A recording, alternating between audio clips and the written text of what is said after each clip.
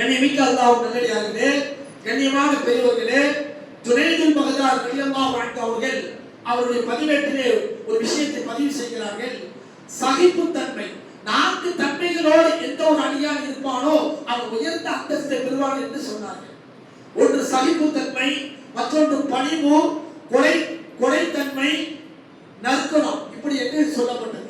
இது பெருமானார் ஸல்லல்லாஹு அலைஹி வஸல்லம் வாழ்க்கையினுடைய அங்கமாக நமக்கு காமித்து தந்து விட்டு இந்த உலகத்தை விட்டு அவர்கள் மறைந்து விட்டார்கள். பெருமானார் ஸல்லல்லாஹு அலைஹி வஸல்லம் அவருடைய வாழ்க்கையினுடைய அந்த பயணத்தை நாம் கொஞ்சம் பிரட்டி பார்க்கும் பொழுது நபிகள் நாயகம் ஸல்லல்லாஹு அலைஹி வஸல்லம் அவர்களும் ஒரு வயதான மூதாட்டி அவர்களும் பாலைவனத்தில் வந்து கொண்டிருக்கிறார். பாலைவனத்தில் பயணம் செய்து கொண்டிருக்கக்கூடிய தருணத்திலே ஒரு வயது நிறைந்த அந்த மூதாட்டியினுடைய கையிலே சுமைகள் அதிகமாக இருக்கிறது. அந்த சுமையை கையில் எடுத்துக்கொண்டு அந்த சுமையை பெருமானார் ஸல்லல்லாஹு அலைஹி வஸல்லம் அந்த மூதாட்டி கையில் இருந்து வாங்கி கொண்டு நான் உங்களுக்காக கொண்டு வருகிறேன் என்று ஒரு பணிவான சொற்களை சொல்லி அவர்கள் சுமக்கக்கூடிய சுமையை கையில் எடுத்துக்கொண்டு பாலைவனத்திலே அந்த வயதான மூதாட்டியும் பெருமானார் ஸல்லல்லாஹு அலைஹி வஸல்லம் அவர்கள் வந்து கொண்டிருக்கிறார்.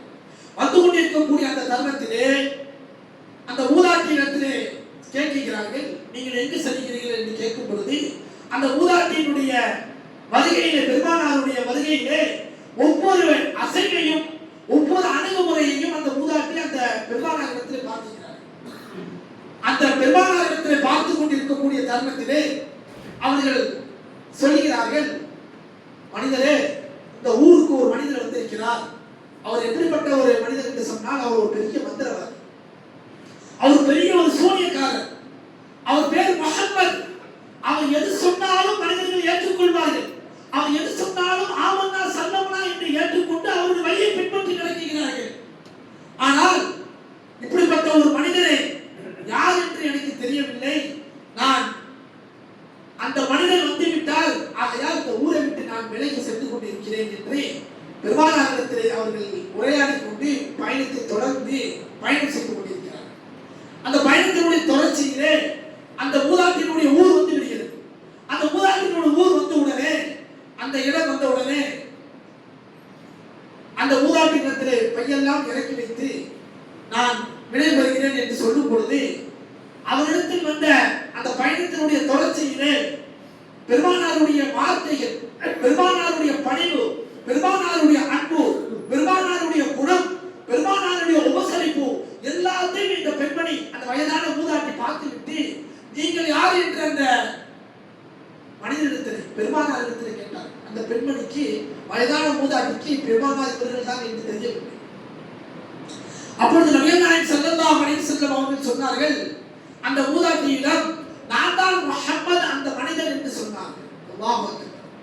அந்த மூதாட்டி கேட்டுவிட்டு திகைத்து விட்டு, நீங்கள் மிக சிறந்த ஒரு மாமனிதர், நீங்கள் மிக சிறப்பு மிக்க ஒரு மனிதர் என்று அந்த பெண்மணி சொல்லிவிட்டு அவர்களுடைய கையை பிடித்து லா இலாஹ இல்லல்லாஹ் முஹம்மதுர் ரசூலுல்லாஹ் என்ற கலிமாவை ஏற்றுக்கொண்டு அந்த வயதான மூதாட்டி இஸ்லாத்துக்கு வந்தார்கள் என்று வரலாறு ஹதீஸில் பதிவு செய்யப்பட்டிருக்கிறது. அல்ஹம்துலில்லாஹ். அன்பு நிறைந்த அல்லாஹ் நல்லடியார்களே, கண்ணியமான சகோதரர்களே, பெருமானாருடைய பணிவு, பெருமானாருடைய நற்குணம், பெருமானாருடைய அன்பு, பெருமானாருடைய உபசரிப்பு எந்த நிலையில இருந்தது என்பதை அந்த மூதாட்டி விளங்கினார். எந்த பெருமானாரை உருசலம் படித்துவிட்டு ஊரை விட்டு வெளியே போனார்களோ அந்த பெருமானாருடைய வாழ்க்கையினுடைய அங்கத்தை கண் முன்னாலேயே ரசித்து, கண் முன்னாலே அந்த வாழ்க்கையினுடைய அங்கத்தை பார்த்து அந்த மூதாட்டி பெருமானார் கையை பிடித்து இஸ்லாத்துக்கு வந்தார்கள் என்று ஹதீஸில் பதிவு செய்யப்பட்டிருக்கிறது என்று சொன்னால், கண்ணியமிக்க அல்லாஹ் நல்லடியார்களே, கண்ணியமான பெரியவர்களே, சகோதரர்களே, பெருமானார் ஸல்லல்லாஹு அலைஹி வஸல்லம் அவருடைய குணம், அவர்களுடைய பணிவு, அவர்களுடைய உபசரிப்பு இன்று உலக வரை இஸ்லாம் பரவிக் கொண்டு இருக்கிறது என்று சொன்னால், இலல் கியாமத் நாள் வரை இந்த இஸ்லாம் இருக்கும் என்று சொன்னால் இருக்கக்கூடியதுதான் என்பதை அல்லாஹ் ரசூலும் பொறுப்படுத்தியிருக்கிறார்கள் என்று சொன்னால், பெருமானாருடைய வாழ்க்கையினுடைய ஒவ்வொரு நிகழ்வுதான் என்பதை மனித சமூகம் விளங்கிக் கொண்டிருக்கிறார்கள். இன்றைய உலக அளவிலே இஸ்லாத்தின் பக்கம் சாரசாரையாக பெரும் பெரும் நடிகர்கள், பெரும் பெரும் செல்வந்தர்கள், பெரும் பெரும் குஃபுரிலே மூழ்கடிக்கப்பட்ட, குஃபுராலே சூழ்ந்து அநியாயம் அக்கிரமங்கள் செய்யப்பட்டவர்கள் எல்லாம் தீனின் பக்கம் சாரசாரையாக வந்து கொண்டிருக்கிறார்கள் பத்திரிகை மூலமாக, மீடியாவின் மூலமாக ஒவ்வொரு நாளும் வெளிப்படக்கூடிய செய்தியை நாம் அறிந்து கொண்டிருக்கிறோம். யாரின் மூலமாக? எந்த ஒரு மனிதர்கள் மூலமாக? உலகத்தில் எத்தனையோ மாமனிதர்கள் வந்தார்கள். அத்தனை மனிதர்களையும் முறையடித்த, அத்தனை மனிதர்களுக்கு மேலோங்கி நின்ற நம் தலைவர் நபிகள் நாயகம் ஸல்லல்லாஹு அலைஹி வஸல்லம் அவர்களுடைய பணிவு, அவர்களுடைய குணம், அவர்களுடைய வாழ்க்கையினுடைய அங்கங்கள், அவர்களுடைய உபசரிப்பு அனைத்தையுமே உலக சமூகம் அறிந்த நிலைப்பாடு என்பதை நாம் விளங்கிக் கொள்ள வேண்டும். ஆக பெருமானாருடைய வாழ்க்கை என்பது நமக்கு ஒரு முக்கியமான ஒரு அங்கம் என்பதை விளங்கிக் கொண்டு அவர்களுடைய வழியை முழுமையாக கடைபிடித்து நடப்பது நம் மீது கடமையாக்கப்பட்டு இருக்கிறது என்பதை இந்த உம்மத்தினர்கள் விளங்கிக் கொள்ள வேண்டும். அல்லாஹ் குர்ஆனிலே கூறுகிறார், இன்னக அலா ஹுல்கின் அலீம் என்று அல்லாஹ் சொல்கிறார். எல்லா நிலையிலும் உயர்ந்த அஹ்லாக்கான மகத்தான மாண்பான குணத்திலே நீங்கள் மிக சிறந்தவர்கள் என்று அல்லாஹ் சப்பீட்டு கொடுக்கிறார். உலகத்தில் எத்தனையோ மனிதர்கள் குணத்தால் இருப்பார்கள். அல்லாஹ் சப்பீட்டு கொடுக்கிறார் என்று சொன்னால், அல்லாஹ் சாட்சி சொல்கிறார் என்று சொன்னால், அல்லாஹ் அதை மக்களுக்கு மத்தியிலே பகிரங்கப்படுத்துகிறார் என்று சொன்னால், இன்னக அலா ஹுல்கின் அலீம் என்று அல்லாஹ் குர்ஆனிலே கூறுகிறார் என்று சொன்னால், சிறப்புமிக்க மாமனிதர் பெருமானார் ஸல்லல்லாஹு அலைஹி வஸல்லம் என்பதை நாம் மறந்துவிடக் கூடாது. இன்னமா புஇஸ்து ரஹ்மத்தன் லில் ஆலமீன். அடுத்த வசனத்தில் அல்லாஹ் கூறுகிறார், நிச்சயமாக நான் இந்த உலகத்திற்கு எல்லாம் அருள்கொடையாக அனுப்பப்பட்டு இருக்கிறேன் என்று அல்லாஹ் சுப்ஹானஹு வ தஆலா கூறுகிறார். இந்த பெருமானாரை அருள்கொடையாக அனுப்பப்பட்டு இருக்கிறார் என்று மீண்டும் அல்லாஹ் இந்த குர்ஆனின் மூலமாக பெருமானாருக்கு அத்தாட்சிகளை மக்களுக்கு பகிரங்கப்படுத்தி காட்டுகிறார். வமா அர்ஸல்னாக இல்லா ரஹ்மத்தன் லில் ஆலமீன். ஈரு உலகத்திற்குமே நபியாக அனுப்பப்பட்டவர்கள், ரஹ்மத்தாக அனுப்பப்பட்டவர்கள் என்று மீண்டும் அல்லாஹ் அவனுடைய சொற்களால் இந்த நபியை போற்றி புகழுகிறார் என்று சொன்னால், நாம் போற்றுவதற்கும் புகழ்வதற்கும் நம்மளால் ஒரு கடுகளவும் கூட முடியாது என்பதை விளங்கிக் கொள்ள வேண்டும். மீலாது விழா என்று சொல்லப்படக்கூடிய தருணத்தை இன்று பெருமானாருடைய பிறந்த நாளை கொச்சைப்படுத்தக்கூடிய ஒரு கூட்டம் இயங்கிக் கொண்டிருக்கிறது.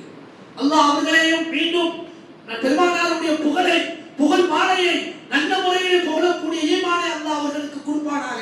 அவர்களுக்கு நாம் செய்யக்கூடிய துஆதான் அவர்களுடைய உள்ளத்தை அல்லாஹ் மாற்றி அமைக்கும். பெருமானார் நபிகள் நாயகம் ஸல்லல்லாஹு அலைஹி வஸல்லம் அவர்கள் பிறந்த இந்த நாள் என்பது உலகமே போற்றக்கூடிய ஒரு தருணம். அவர்களை புகழ்ந்து கூடாது என்று அல்லாஹ் சொல்லவில்லை, அவர்களை புகழ்கள் என்றுதான் அல்லாஹ் சொல்கிறார். அவர்களுடைய கண்ணியத்தை, அவர்களுடைய மகத்துவத்தை, அவர்களுடைய பண்பை, அவர்களுடைய நேர்வழியை இந்த உலகத்திற்கு நீங்கள் இப்படிப்பட்ட ஒரு மீளாவது நிகழ்வு மூலமாக பகிரங்கப்படுத்துங்கள் என்பதை நமக்கு அல்லாஹ் காண்பித்து தந்திருக்கிறார். கண்ணியமிக்க அல்லாஹ் நல்லடியார்களே, கண்ணியமான பெரியவர்களே, பெருமானார் ஸல்லல்லாஹு அலைஹி வஸல்லம் ஒரு காலத்தில் வாழ்ந்த ஸல்லல்லாஹு அலைஹி வஸல்லம் அவருடைய மனைவி ஆயிஷா ரலியல்லாஹு அன்ஹா அவர்களுடைய வீட்டில் அருகாமையில் வாழ்ந்த ஒரு சஹாபி ஸஅத் இப்னு ஹிஷாம் ரலியல்லாஹு அன்ஹு அவர்கள் வாழ்ந்து கொண்டிருக்கக்கூடிய நேரத்திலே பெருமானாருடைய மனைவிக்கு பின்னால் அந்த சஹாபி ஆயிஷா ரலியல்லாஹு அன்ஹா அவர்கள் கேட்கிறார்கள், பெருமானார் ஸல்லல்லாஹு அலைஹி வஸல்லம் அவருடைய குணத்தை பற்றி நீங்கள் கூறுங்களே என்று கேட்கிறார்கள். பெருமானாருடைய நல்ல உபசரிப்பை பற்றி கூறுங்களே என்று கேட்கிறார்கள். அப்பொழுது ஆயிஷா ரலியல்லாஹு அன்ஹா அவர்கள் கேட்டார்கள், நீங்கள் குர்ஆன் ஓதி இருக்கிறீர்களா என்று கேட்கிறார்கள். நீங்கள் குர்ஆன் ஓதுவீர்களா என்று கேட்கிறார்கள். நான் குர்ஆன் ஓதுவேன் என்று சொன்னார்கள். அப்பொழுது ஆயிஷா ரலியல்லாஹு அன்ஹா அவர்கள் சொன்னார்கள், கான ஹுல்குஹு குர்ஆனா. பெருமானாருடைய வாழ்க்கை என்பது குர்ஆனாகவே இருந்தது. பெருமானாருடைய அனைத்து அங்கங்களும் குர்ஆனாக இருந்தது. ஆகையால் நீங்கள் குர்ஆனில் சொல்லப்பட்டதை கடைபிடித்து வாழ்வீர்கள் என்று சொன்னால் பெருமானாருடைய வாழ்க்கை உங்களிடத்தில் வந்துவிடும். பெருமானாருடைய ஒட்டுமொத்தமான அங்கங்கள் உங்களிடத்தில் வாழ்க்கையில் வந்துவிடும். ஆகையால் குர்ஆனை சொல்லி குர்ஆனுடைய நேர்வழியை கால ஹுல்குஹு குர்ஆனா என்று சொன்னார்கள் என்று சொன்னால் குர்ஆனுடைய வழிமுறை தான் பெருமானாருடைய வழிமுறை தான் குர்ஆன் என்பதை எப்படி அல்லாஹ் ஒப்பிட்டு காண்பித்திருக்கிறார் என்பதை நாம் விளங்கிக் கொள்ள வேண்டும். அன்பு நிறைந்த அல்லாஹ் நல்லடியார்களே, கண்ணியமான பெரியவர்களே, சகோதரர்களே, அல்லாஹ் சுப்ஹானஹு வ தஆலா பெருமானார் ஸல்லல்லாஹு அலைஹி வஸல்லம் நமக்கு தந்த பெரும் அருள்கொடை. இந்த பெருமானார் ஸல்லல்லாஹு அலைஹி வஸல்லம் அவர்களுடைய வழி இல்லாமல் இந்த உலகத்தில் இருந்து நாம் வெற்றி பெற முடியாது. ஒரு மனிதன் இருக்கிறார், தன்னுடைய வாழ்க்கையிலே அல்லாஹ்வை ஏற்றுக்கொண்டான், அல்லாஹ்வை ஈமான் கொண்டான். ஆனால் ரசூலுடைய வாழ்க்கை அவனிடத்தில் இல்லை என்று சொன்னால் அவன் முஃமின் அல்ல, அவன் முஸ்லிம் அல்ல. பெருமானாருடைய வாழ்க்கையினுடைய நிலைப்பாடு இல்லை என்று சொன்னால் லா இலாஹா இல்லல்லாஹ் முஹம்மதுர் ரசூலுல்லாஹ் இந்த கலிமாவிலே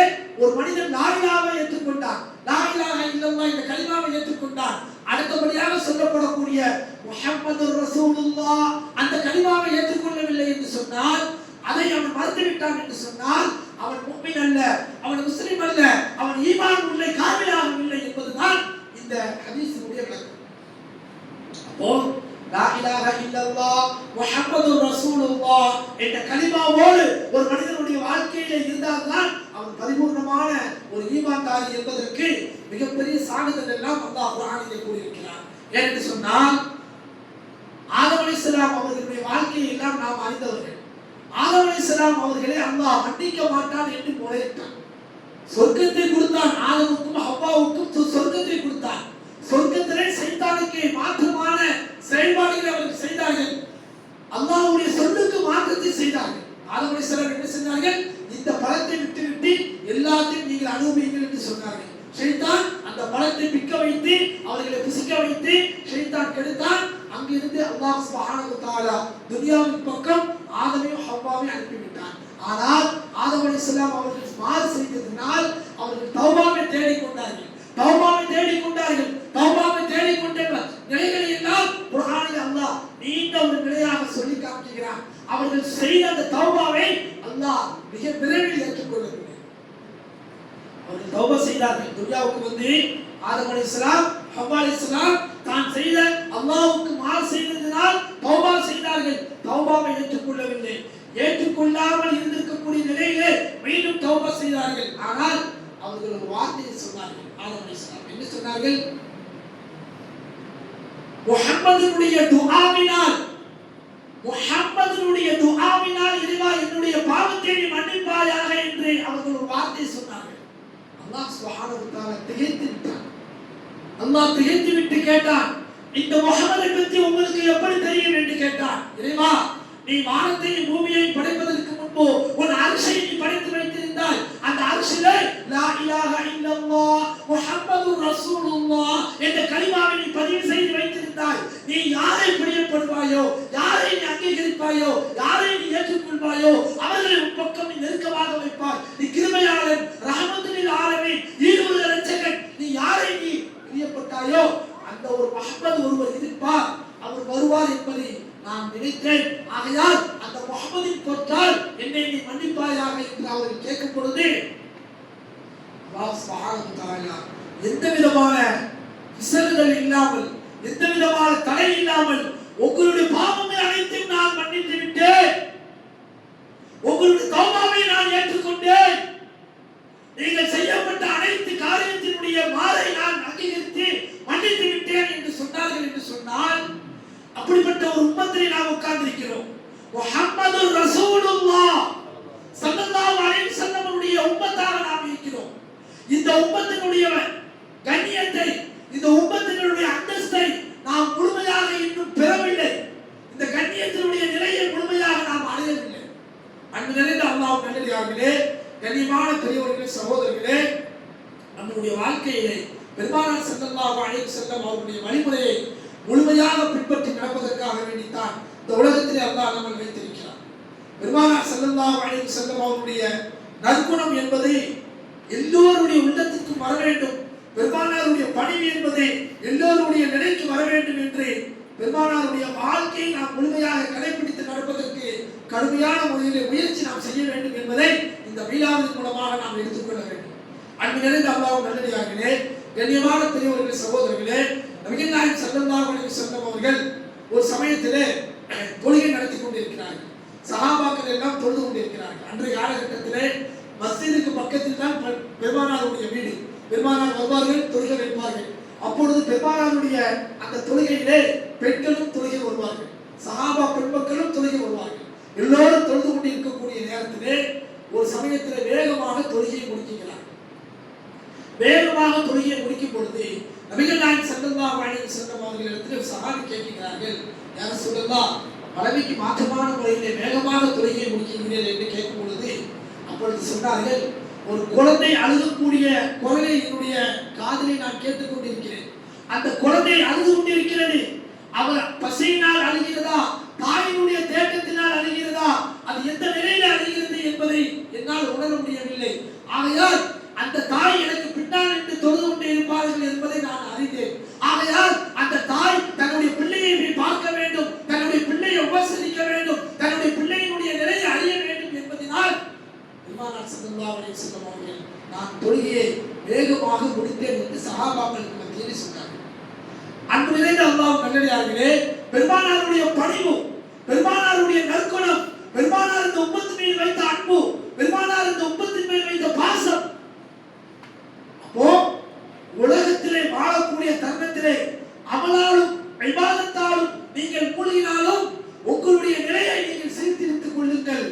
நீங்கள் அதற்கு பின்னால் அவனை தேடிக் கொள்ளுங்கள் என்றெல்லாம் நமக்கு பெருமானார் கற்றுத் தருகிறார்கள் என்று சொன்னால், இன்று நம்மளுடைய வாழ்க்கை, நம்மளுடைய அமல், நம்மளுடைய இபாதத் எந்த நிலையிலே பயணம் செய்து கொண்டிருக்கிறது என்பதை நாம் கொஞ்சம் சிந்தித்து பார்க்க வேண்டும்.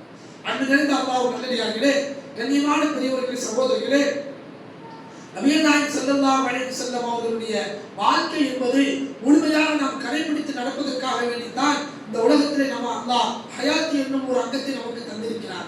ஆக பெருமானார் ஸல்லல்லாஹு அலைஹி வஸல்லம் அவர்களுடைய குணத்தை முழுமையாக நாம் கடைபிடித்து நடப்பதற்காக வேண்டி இந்த நல்ல நேரத்தில் இருந்து நாம் முயற்சி செய்வதற்கு முன்வர வேண்டும்.